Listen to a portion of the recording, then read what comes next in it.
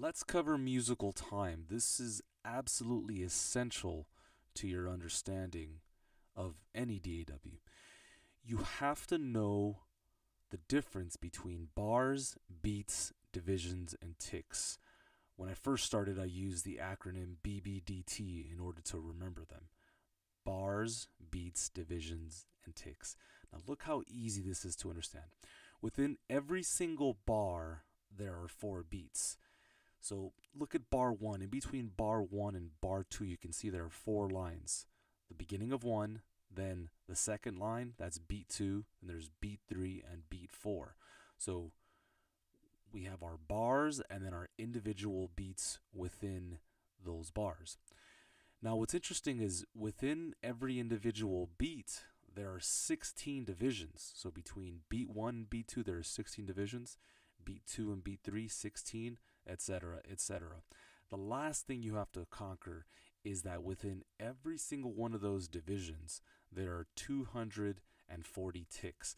Now, the reason this is so important is because when you do master these numbers, you will be a logic ninja. A big part of the game is just editing and learning how to place things together so everything is on time. This is particularly useful because when you do start editing, moving regions, quantizing, you're going to have to rely on 2 ways to move regions and or MIDI events. The first way is called nudge. This is one of the ways to move regions in the tracks area. You can find it easily on the toolbar, okay, and you can just set which value do you want, bars, beats, divisions, or ticks. The key command, so that you're not always mousing around, is to hold Option and hit the left and right arrow key. So select the desired nudge value and then use the key command. You can also just use your mouse and click the little arrows up there as well. Okay, the second way to move regions is this is another way to move regions in the tracks area. Use snap mode when attempting to move regions with precision. So the difference between nudge and snap is that with snap mode, you actually use your mouse to grab onto a region or an event and then use the corresponding snap mode, whereas with nudge, I'm just using the key command. So that's the difference between those two. Let me show you in action.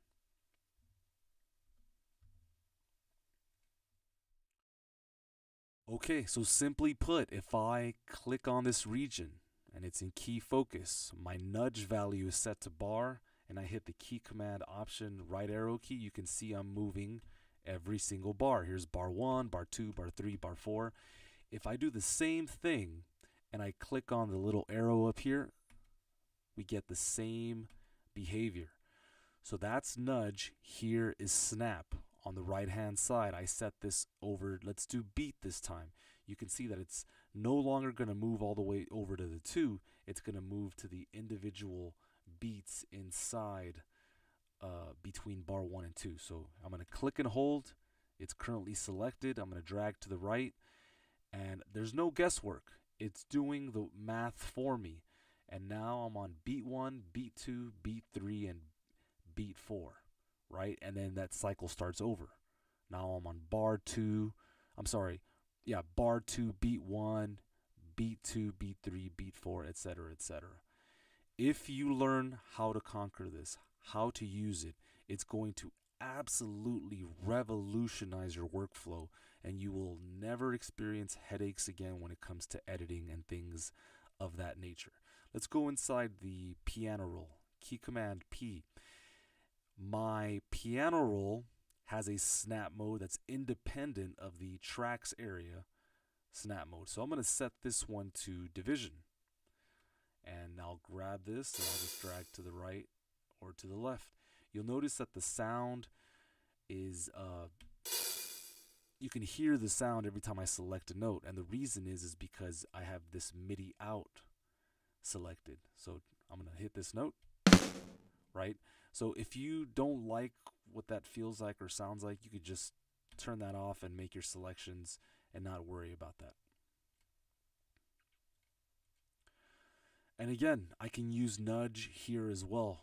The nudge value is set to bar, so if I shoot this over to the right, you can see it's moving per bar. Let me move this per division. And then let's say you didn't want to be on the grid. Maybe you just wanted to be a little bit off kilter. Great. Set that to ticks. And let me zoom in, and you can see that now I'm moving ever so slightly. So I'm telling you now, this is the most important thing to learn. When you learn this, it will forever change and revolutionize your workflow.